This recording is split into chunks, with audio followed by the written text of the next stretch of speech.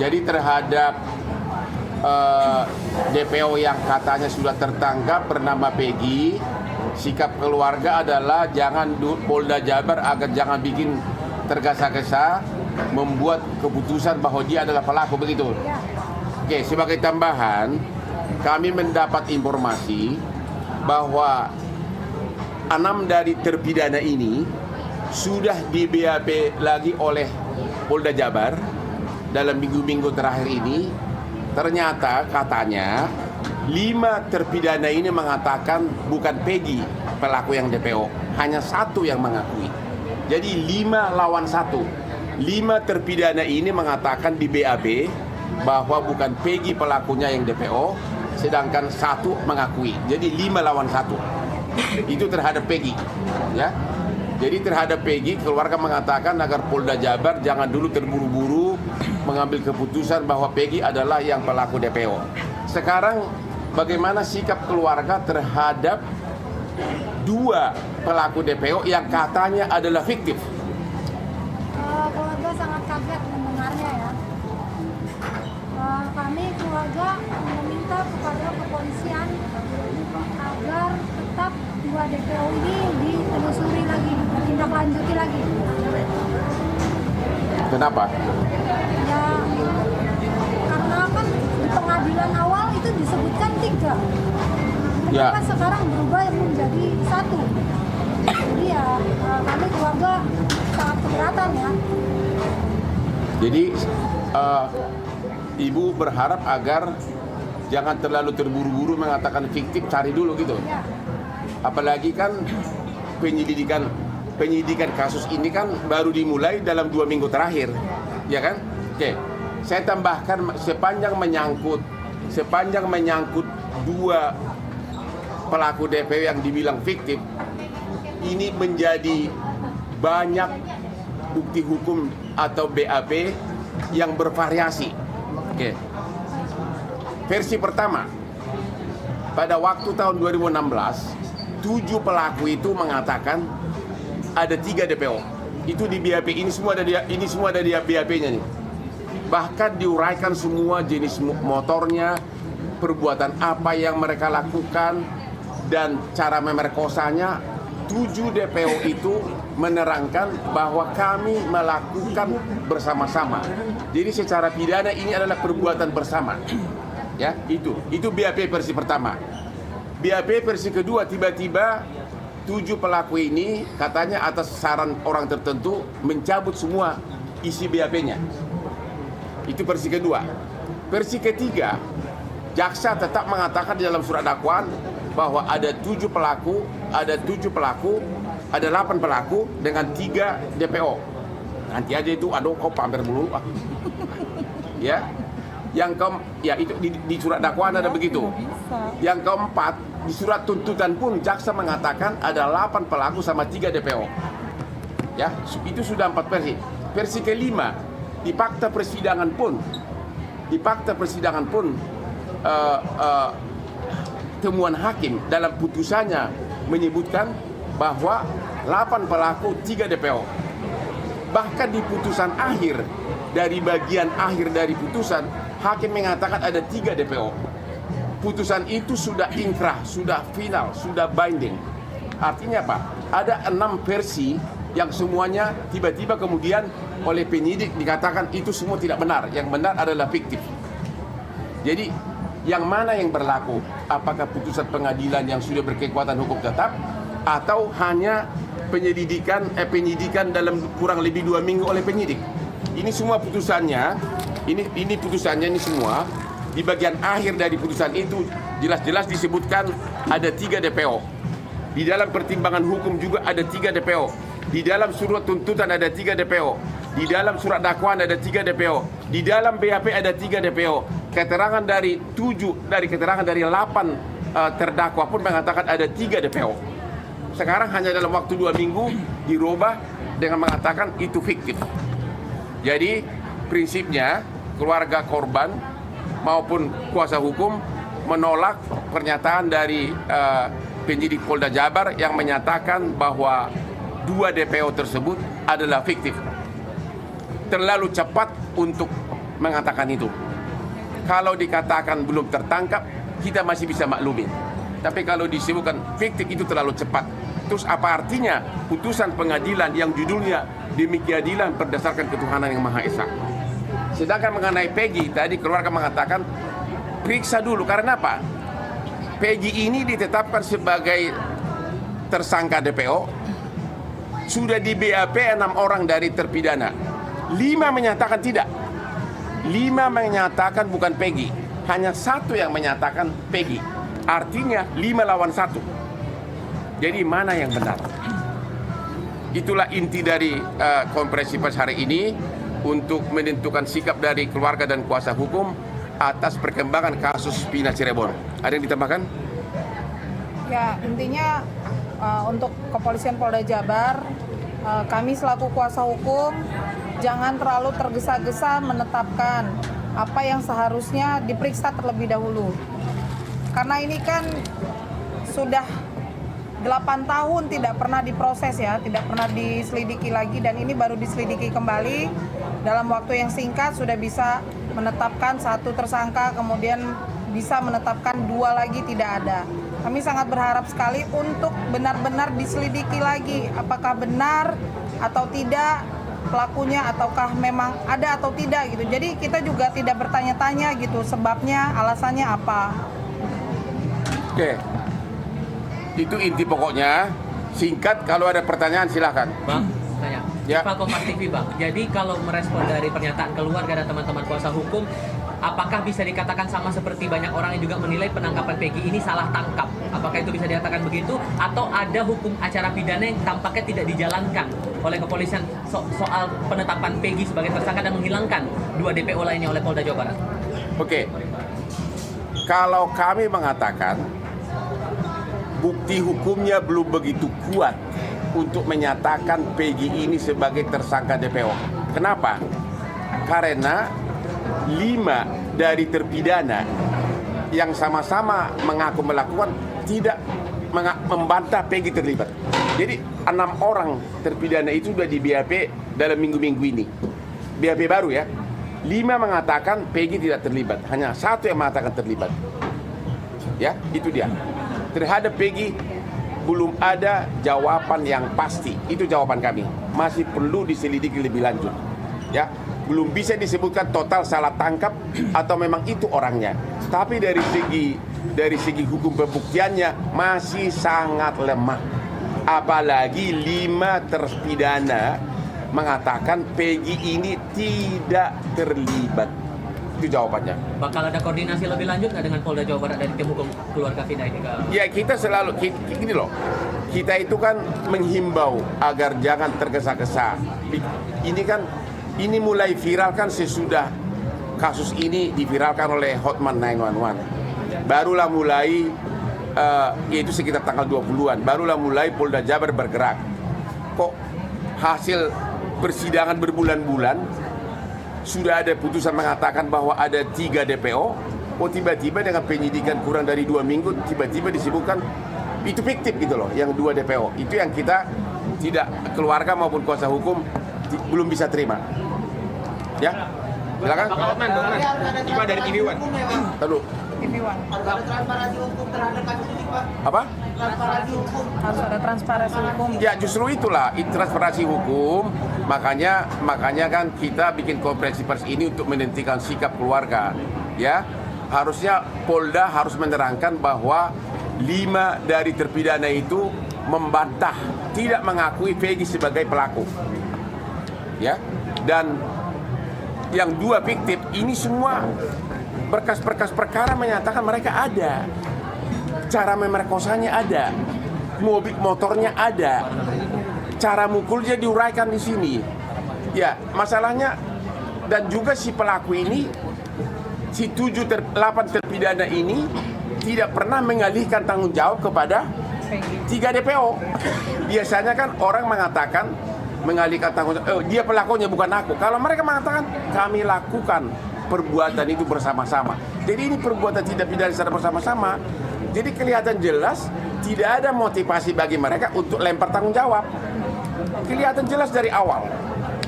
Sehingga kalaupun misalnya Polda Jabar belum berhasil menemukan dua pelaku DPO ini, ya jangan dibilang tergesa-gesa fiktif dong. Ya, itu sama saja mau cepat-cepat menutup perkara ini gitu loh. Ya. Tidak ada alasan jelas dari Polda Jabar terkait dengan menghapuskan dua DPO lain ya Bang ya? Nggak ada alasan yang jelas ya? Alasannya apa? Nggak ada. Alasannya tidak ada. Jadi namanya itu tidak diakui oleh para terpidana lainnya juga. Asal-asal sebut aja katanya. Asal sebut aja. Betul. Jadi sekali lagi atas dua fiktif ini sudah banyak versi yang menyatakan. BAP pertama 2016 menyatakan ada 3 DPO. Surat dakwaan jaksa mengatakan ada 3 DPO. Surat tuntutan jaksa mengatakan ada 3 DPO. Temuan persidangan, perdebatan di sidang juga mengatakan ada 3 pelaku ini. Putusan juga mengatakan begitu. Putusan yang sudah final. Jadi yang mana yang berlaku, putusan pengadilan atau pernyataan lisan dari penyidik? Makanya kita mengatakan itu pernyataan yang menyatakan itu fiktif terlalu tergesa-gesa. Bilang aja belum berhasil menangkap, itu kita lebih bisa terima. Kalau disebutkan polisi belum berhasil menangkap karena sudah kelamaan, ya bisa kita terima. Tapi kalau dibilang fiktif, kita tidak bisa terima. Itu pernyataan dari keluarga. Kalau TV warganya kemarin kan mengatakan bahwa akan melaporkan, meminta bantuan kepada Presiden Joko Widodo untuk membongkar pembunuhan kasus Vina ini. Apakah itu benar dan kapan akan dilakukan? Sebenarnya memang secara di medsos pun kita sudah mengatakan agar Bapak Presiden juga memperhatikan. Tanpa kita minta pun saya yakin seluruh petinggi negeri ini termasuk Presiden sudah tahu kasus ini. Dan mudah-mudahan diterapkan seperti kasus Sambo, benar-benar dikasih political will untuk memeriksa. Dan untuk Peggy Setiawan ini kan juga diduga salah tangkap. Kalau salah tangkap ini akan dibantu juga dengan Bang Hotman atau seperti apa? Kita sekarang ini hanya berpendapat masih meragukan apakah Peggy itu pelaku DPO yang tertangkap. Kita tidak mengatakan 100% bukan, masih meragukan. Karena 5 dari terpidana mengatakan bukan Peggy pelakunya. Jadi mau apa lagi? Hanya 1 yang menyatakan. Di dalam hukum, apabila ada hal-hal yang tidak jelas, apabila ada kekaburan, apabila ada ketidakjelasan, dalam prinsip hukum adalah harus dibebaskan orang yang belum pasti bersalah. Ya, kalau masih ada keraguan-raguan, nggak boleh langsung divonis. Kemunculan Linda seperti apa Bang? Apa? Kemunculan Linda sendiri. Kenapa? Setelah munculnya Linda, apakah tim kuasa hukum jadi punya saksi kunci berdua? Enggak, kalau Linda itu kan bukan saksi hukum. Dia itu kan hanya kerasukan. Kerasupan ya? Iya, Sama tepat. kerasupan. Jadi tidak bisa dipakai sebagai saksi. Bukan saksi yang diakui oleh undang-undang. Mungkin hanya sekedar petunjuk, tapi bukan saksi. Karena orang kerasukan mana bisa jadi saksi. Di mata hukum kita, belum diakui orang kerasukan itu sebagai saksi, sebagai bukti. Petunjuk boleh, hanya untuk guidance boleh. Jadi itu bukan bukti. Abang, kalau misalkan kuasa hukum dari tim Abang ragu-ragu terhadap Peggy ini, apakah dari pihak keluarga dari tahun 2016 sampai saat ini itu sudah benar Peggy atau bukan gitu? Kalau Mbak bagaimana Mbak? Meyakini nggak sih Peggy ini sebenarnya pelaku atau enggak? Kalau itu sih saya kembalikan lagi kepada pihak kepolisian ya. Keluarga menaruh kepercayaan kepada pihak kepolisian. Jadi kalau Tapi, ditanya yakin atau tidak, saya masih belum. Dia sendiri, keluarga sendiri yang boleh dikatakan dari keluarga yang ekonomi lemah, tidak sampai aksesnya ke arah setingkat itu. Tapi mereka mengikuti sidang, memang benar nama-nama itu semua ada gitu loh. Jadi ya itu sesuai dengan, dan itu persidangan kan bukan seminggu 2 minggu, itu berbulan-bulan gitu loh. Jadi keluarga hanya mengatakan terlalu cepat untuk mengatakan Peggy pelakunya, terlalu cepat untuk menyatakan fiktif gitu. Itu aja. Karena baru kasus ini kan baru 2 minggu dibuka lagi setelah 8 tahun tidur. Ya. Benar nggak sih Bang anak pelakunya memang ada? Apa? Benar nggak nggak sih ada isu bahwa salah satu pelakunya ada orang tua di belakangnya juga pejabat ya apa sih Bang? Di medsos begitu, tapi kita nggak bisa komentar apapun. Di medsos begitu, tapi kita nggak bisa komentar apapun. Bang, buat clear Bang, ini maksudnya yang 5 dari terpidana itu menyatakan itu bukan Peggy pelakunya. Jadi gini. Maksudnya orangnya itu bukan Peggy atau memang Peggy sudah terlibat Bang? Maksudnya penjelasan lo seperti apa Bang? Waktu apa saya coba? Pelakunya atau bukan? Yang mana? Jadi gini, Yang sebentar. Yang 5. Yang gimana? Untuk diam dulu. Untuk sesudah penyidik, sesudah kasus ini dibuka lagi, 6 terpidana di BAP lagi oleh Polda. Ya. 5 lawan 1 suara. 5 suara itu kan kau yang berhubungan dengan Polda. 5 kata itu pelakunya atau bukan itu Peggy? Apa jawabannya? Bukan pelakunya. Bukan pelakunya. Ya. Peggy bukan pelaku kata 5 terpidana. 1 mengatakan iya, jadi 5 lawan 1.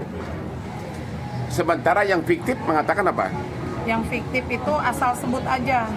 Mereka mengatakan asal sebutkan aja dulu. Tapi di BAP semuanya jelas. Motornya apa, siapa bonceng siapa, cara merkosanya apa, diuraikan dan itu berbulan-bulan sama persidangan diakui. Jadi ini benar-benar intinya terlalu prematur. Penyidik Polda Jabar mengatakan itu adalah fiktif. 5 terpidana itu siapa-siapa aja yang bilang kalau dia bukan Nama pelakunya, kita Bang? nggak boleh sebutkan, ya tapi ada satu yang mengatakan iya. Bang Hotman, Bang, izin Bang, dari preskon kemarin ada satu yang menarik bahwa motor yang digunakan oleh Peggy Setiawan itu sampai sekarang belum ditemukan. Jadi polisi hanya berdasarkan pada foto dan surat-surat kendaraan yang dimiliki oleh Peggy. Nah, tanggapan Bang Hotman gimana Bang? Kau yang jawab. Barang bukti sepeda motor, Ya. motor smash. Itu dari siapa statementnya? Polisi kan? Ya kalau yang kami ketahui kan saat itu sepeda motornya sudah disita. 2016 Tahun 2016. sudah disita. Katanya 2016 motornya sudah disita, tapi nggak tahu di mana sekarang. Iya. Barang bukti sudah nggak ada. Kan nggak, barang bukti nggak mungkin udah disita berapa tahun? 7 tahun. Ya? Jadi intinya begini. Dan ibunya ngakuin juga. Apa? Kalau ada motor Peggy disita dan di waktu itu digeledah di rumah saat itu di 2016 Ya, dan motornya diambil dibawa polisi. Kan sudah diakuin sama ibunya Peggy. tapi motornya itu sudah nggak ada sekarang. Ya, Iya. Lalu bagaimana dengan barang buktinya Pak? makanya saya bilang dalam prinsip hukum kalau ada keraguan-raguan maka seseorang tidak bisa dipidana. Kalau buktinya tidak lengkap maka belum bisa ditangkap siapa pelakunya DPO ini termasuk terhadap Peggy. Demikian juga kalau belum pasti fiktif jangan bilang fiktif, kan belum pasti. Sementara putusan pengadilan judulnya demi keadilan berdasarkan ketuhanan yang Maha Esa mengatakan ada 3 pelakunya yang DPO, bukan fiktif. Bang, karena ada keraguan-raguan tadi, ditambah juga dengan masih ada pertanyaan juga di publik soal proses hukum ini, terutama penetapan Peggy sebagai tersangka. Dari pihak keluarga Vina, apakah akan ada upaya untuk berkoordinasi ke Propam Polda Jabar untuk mengusut proses penyelidikan lagi kasus ini? Justru konferensi pers ini kami lakukan agar semua pihak aparat institusi terkait melaksanakan kewenangan masing-masing, termasuk Propam, termasuk Bapak Presiden. Ya, karena dengan konferensi pers begini berarti kan viral, semua orang mendengarkan tanpa harus satu-satu dihadap. Karena ini adalah tanggung jawab dan tugas mereka. Gitu loh. Bang Hotman, kalau misalkan memang terbukti Peggy ini merupakan korban salah tangkap, ini hukumannya seperti apa? Ya kita belum bisa ngomong, nanti kan persidangan yang membuktikan. Cuma keluarga sendiri dan dari segi proses pembuktian pun masih sangat meragukan gitu loh. Ya, karena motornya sudah nggak ada. 5 pelaku terpidana mengatakan bukan dia pelakunya. Jangan dingin ya, jangan dingin. Gitu loh. Ya kita tunggu aja persidangan nanti.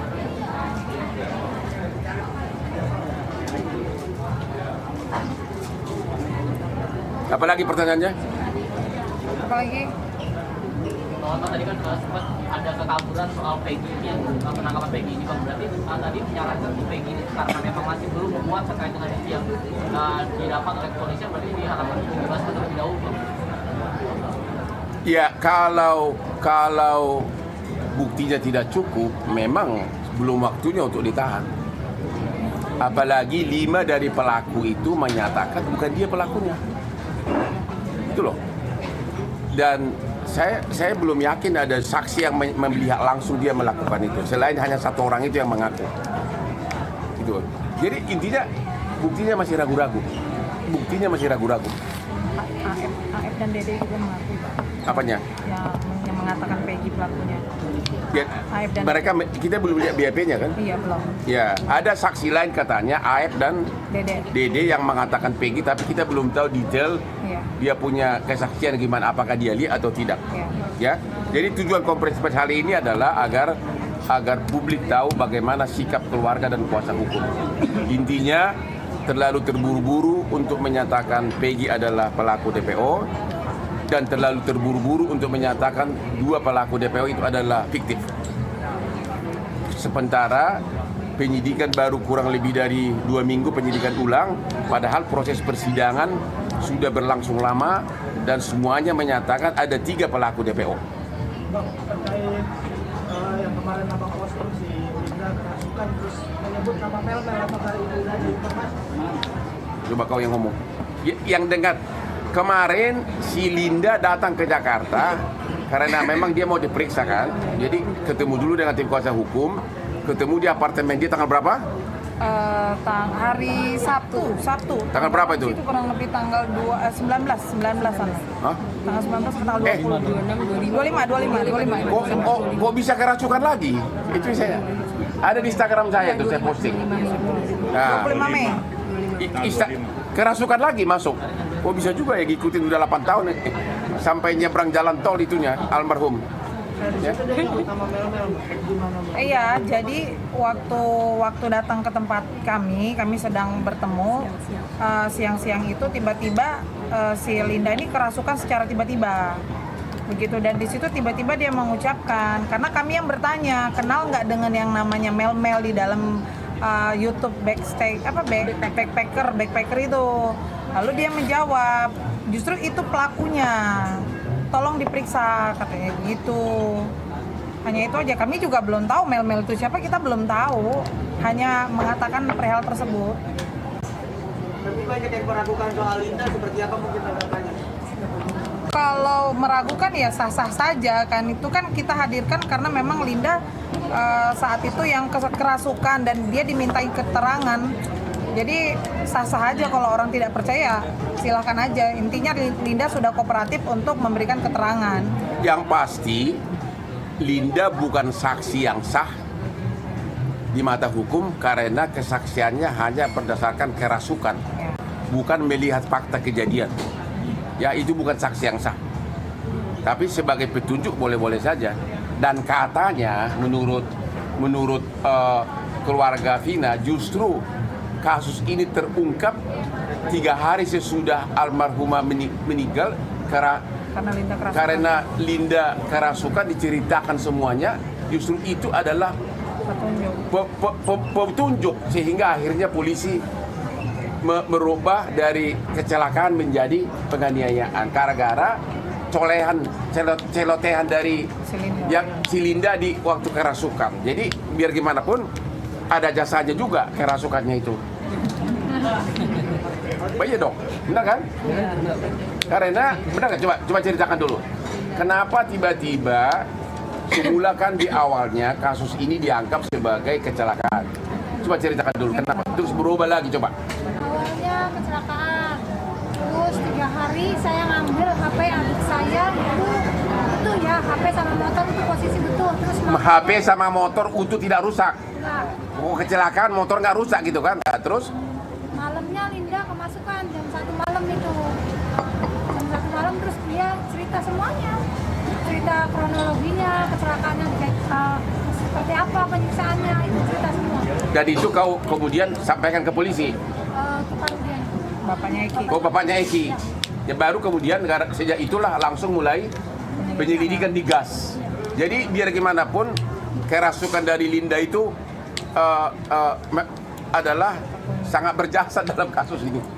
Ya, yang saya agak sedikit pertanyakan besar-besaran adalah saya sudah berulang-ulang posting di IG kepada bapaknya Egi ya, Eki, bapaknya Eki yang almarhum yang laki yang meninggal, yang bapaknya adalah Kapolsek. Boleh nggak kami komunikasi dengan Pak Rudi agar kita, karena bapaknya dari awal ikut menyelidiki kasus ini, tapi sampai hari ini bapaknya tidak mau komunikasi dengan kita. Padahal tujuan kita kan untuk menangkap 3 DPO ini. Ada apa? Hanya Pak Rudi yang bisa jawab.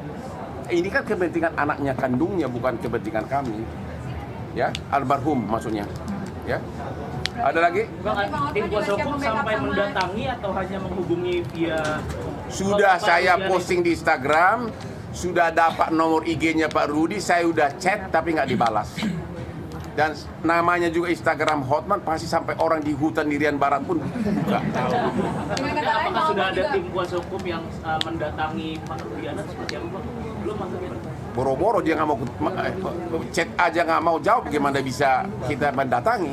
Nomornya kita udah dapat, nomor WA-nya, ya. Dipastikan belum direspon ya Bang ya, bukan tidak mau ya Bang ya? Ya kita nggak tahu tidak mau atau belum. Kalau dan atas keluhan saya kenapa kamu tidak mau rekomen, sudah jutaan orang juga memberikan komen, berarti pesan itu udah nyampe. Nggak mungkin nggak nyampe. Karena sudah jutaan, hampir semua orang Cirebon juga mempertanyakan kenapa bapaknya tidak mau berkomunikasi dengan kita. Rakyat Indonesia juga banyak benar yang komentar, ada apa Pak Rudi, kenapa? Dia pasti udah dengar dong. Ya. Ada lagi?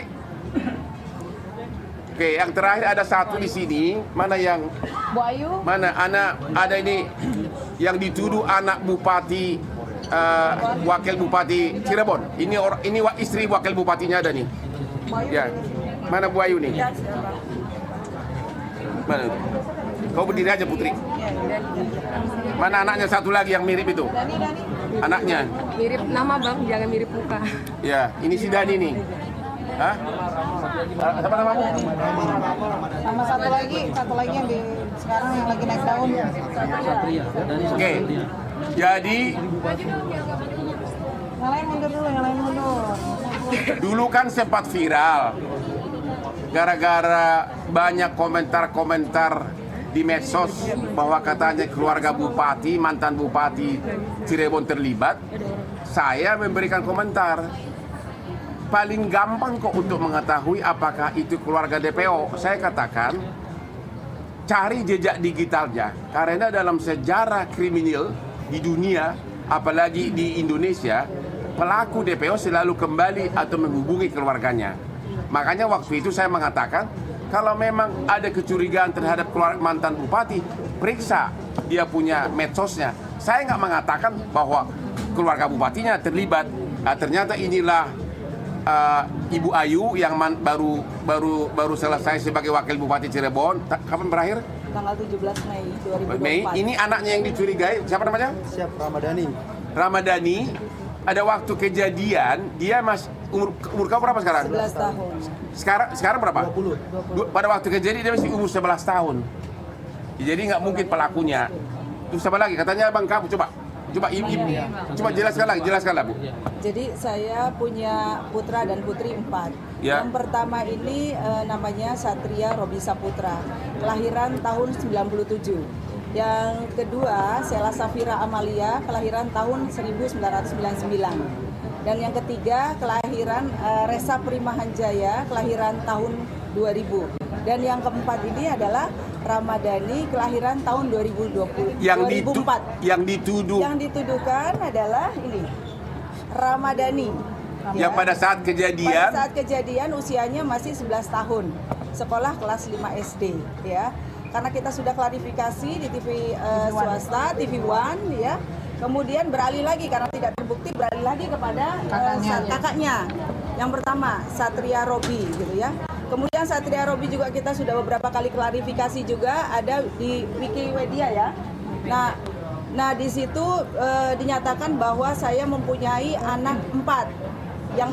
Anak 5, yang terakhir ini adalah yang namanya Peggy Setiawan, seperti itu. Jadi ditambahkan. Jadi memang situasinya membuat nyaman, kita kena sanksi sosial juga di lingkungan, tidak nyaman. Ya mohon kepada semua masyarakat ya untuk tidak memberikan statement yang pemberitaan yang hoax ya, karena berdampak sekali kepada anak saya ya secara psikologis ya. Sama bisa disampaikan. Ada pertanyaan terhadap Wakil Bupati ini, mantan Wakil Bupati? Dampaknya separah apa sih Bu? Apakah sampai ada dijauhi atau seperti apa Bu? Ya, dampak bullying ini memang sangat dahsyat ya. Anak saya ini ya dijauhi oleh teman-temannya. Jadi ketika kalau di jalan juga banyak orang memandang bahwa anak saya dituduh sebagai pelaku penganiayaan, pembunuhan, ya. Kemudian juga di lingkungannya juga ya, di lingkungannya sangat berpengaruh. Jadi memang yang nama bullying ini tidak secara fisik tapi di media sosial juga ini sangat berdampak. Yang saya khawatirkan karena ini memang semuanya fokus kepada Vina, bersimpati kepada Vina, yang saya takut orang karena berlebihan takut terjadi yang tidak kepada anak saya. Ya mudah-mudahan dengan klarifikasi dengan Bang Hotman, dengan para pengacara juga di sini, ini menjadi terang benderang, dan yang saya inginkan juga dari keluarga Vina juga supaya mendapatkan keadilan.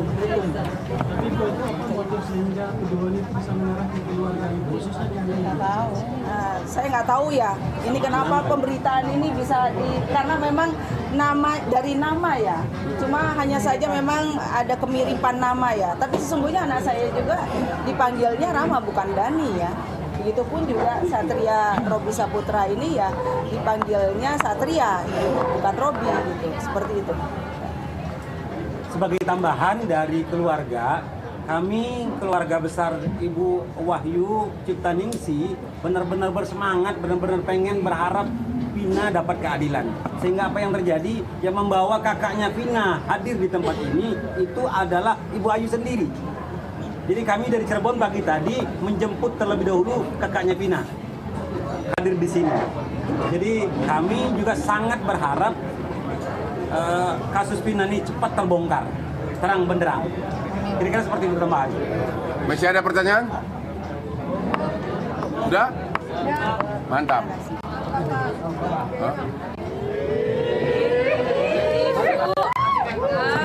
Awas loh, diplesetin lagi nih, bentar lagi nih.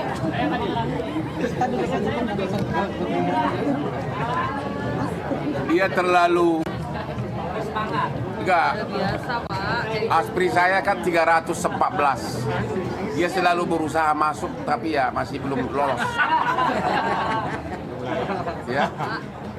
Kira-kira begitu informasinya. Jadi agar kami sebagai kuasa hukum tentu harus menentukan sikap. Yang jelas kami keberatan apabila putusan pengadilan yang sudah inkrah, putusan hakim begitu saja disebutkan bahwa dua pelaku itu adalah fiktif. Ya. Sehingga menjadi semakin tidak ada kepastian hukum di Indonesia. Demikian. Ya. Apalagi udah? Thank you. Foto dong, tolong fotoin dong. Beri foto. Nah. Mas, tolong minta fotoin dong. Tolong dong. Yuk, foto dulu yuk.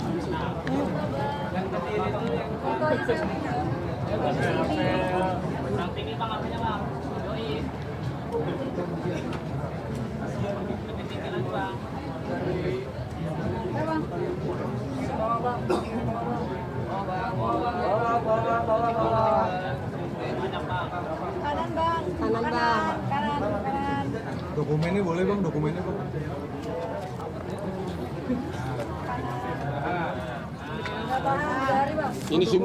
Ini semua BAP yang menyatakan ada 3 pelaku DPO dari 7 terpidana.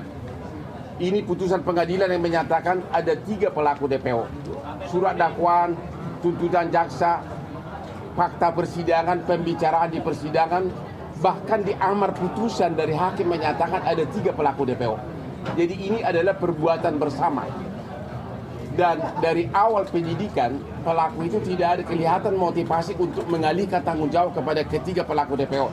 Dia mengatakan kami lakukan itu bersama, dan sekarang kan ternyata hanya 2 yang dianggap meleset. Jadi motivasi apa dia mengarangkan nama itu? Saya nggak melihat ada motivasi. Oke?